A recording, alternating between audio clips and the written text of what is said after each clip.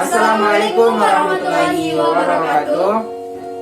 Kami dari kelas pendidikan Geologi A, Kloter 1, Kelompok 2 dari Universitas Negeri Makassar yang beranggotakan saya sendiri, Andi Abdul Fatah, saya sendiri Agus Fiani, dan saya Andi Nurfadilah Fitriana Najwa. Adapun alat dan bahan yang digunakan pada praktikum kali ini yaitu papan bedah dan satu set alat bedah, kapas, botol pembius, kloroform, dan yang terakhir kura-kura atau Iora ambirinensis. Prosedur kerja.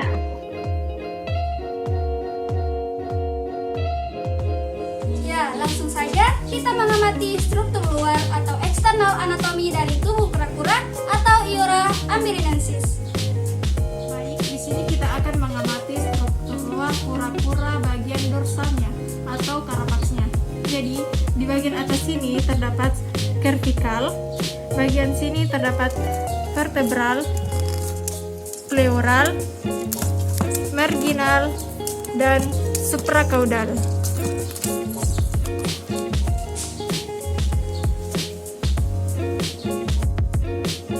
Adapun struktur luar bagian bawah atau ventral disebut juga plastron. Kura-kura itu terdiri dari bagian atas di sini bernama gular. Yang pertama gular, yang kedua humoral, yang ketiga pectoral, yang keempat abdominal, yang kelima femoral. Yang di bawah ini bernama anal. Adapun sisi sampingnya bagian sini dinamakan axillary dan di sini adalah inguinal. Dasar teori. Kura-kura telah ada di planet bumi sejak sekurangnya 260 juta tahun yang lalu. Namun, hingga kini masih banyak kalangan yang terpukau dengan struktur tulang yang menutupi hampir seluruh bagian dari tubuh kura-kura. Tak ada hewan lain yang mempunyai tempurung yang tumbuh di punggungnya seperti halnya kura-kura. Di mana spesies ini berevolusi dengan sumsum tulang belakang yang bentuknya menjadi sangat aneh, terus menjadi pertanyaan. Kita seringkali tak pernah memikirkan secara mendalam betapa luar biasanya tempurung kura-kura. Tak seperti hewan-hewan bertempurung lainnya, batok, cangkang, shell, reptil tertua di planet bumi yang masih eksis ini tak bisa keluar dari tempurungnya karena tempurung pada kura-kura adalah bagian dari struktur tulang yang keras dan kaku. Proses respirasi dapat dilakukan dengan bantuan otot rusuk dan otot-otot antar rusuk. Dengan bantuan otot-otot ini, rusuk dapat digerakkan ke belakang atau ke muka. Dengan demikian, rongga dada dan rongga perut dapat dikecilkan atau dibesarkan. Namun, masih banyak yang mengira bahwa di dalam tempurungnya adalah kumpulan daging dan lemak yang membuat kura-kura begitu lamban bergerak. Sebenarnya, organ-organ tubuh kura-kura tersusun dengan rapi di dalam rongga besar tersebut. Burung kura-kura ini terdiri dari dua bagian dan memiliki struktur yang kompleks.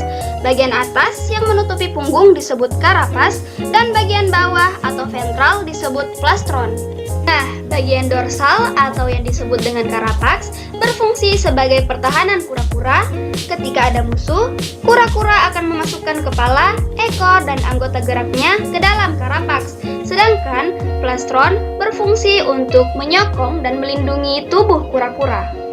Karapas dan plastron tersambung pada sisi-sisi kura-kura oleh struktur tulang yang disebut bridges.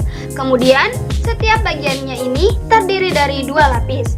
Lapis luar umumnya berupa sisik-sisik besar dan keras yang tersusun seperti genting, sementara lapis bagian dalam berupa lempeng-lempeng tulang tersusun rapat seperti tempurung. Tempurung kura-kura terdiri atas 50 tulang dengan tulang rusuk, tulang bahu, dan tulang belakang yang menyatu bersama-sama untuk membentuk tempurung eksternal yang keras terbuat dari protein berserat yang disebut keratin. Tempurung yang keras pada kura-kura mengkompensasikan cara berjalan lambat dan tidak efisien pada kura-kura yang disebabkan oleh kakinya yang pendek.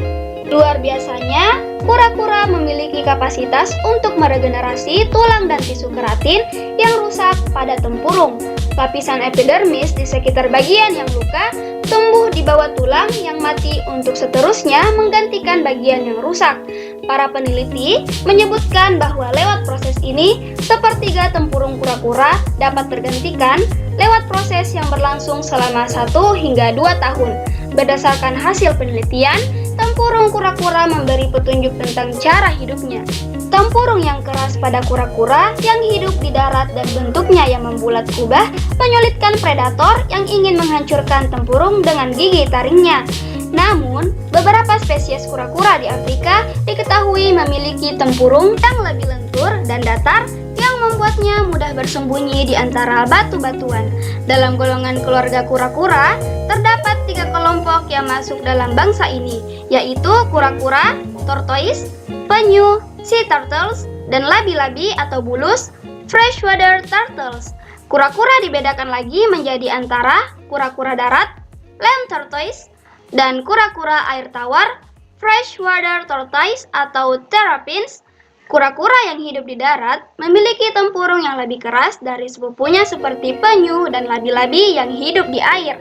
Tempurung yang lebih ringan dan fleksibel membantu kura-kura akuatik dan labi-labi untuk bergerak di air dan berenang dengan laju yang lebih cepat. Karakteristik utama yang membedakan Selonia dengan reptil lainnya adalah adanya tulang dan kantong tempurung. Tulang cangkang terdiri dari gabungan tulang iga dan vertebrata, sedangkan tulang bagian dasarnya atau plastron terdiri dari tulang abdominal dan clavicle. Sekian dari kami. Assalamualaikum warahmatullahi wabarakatuh.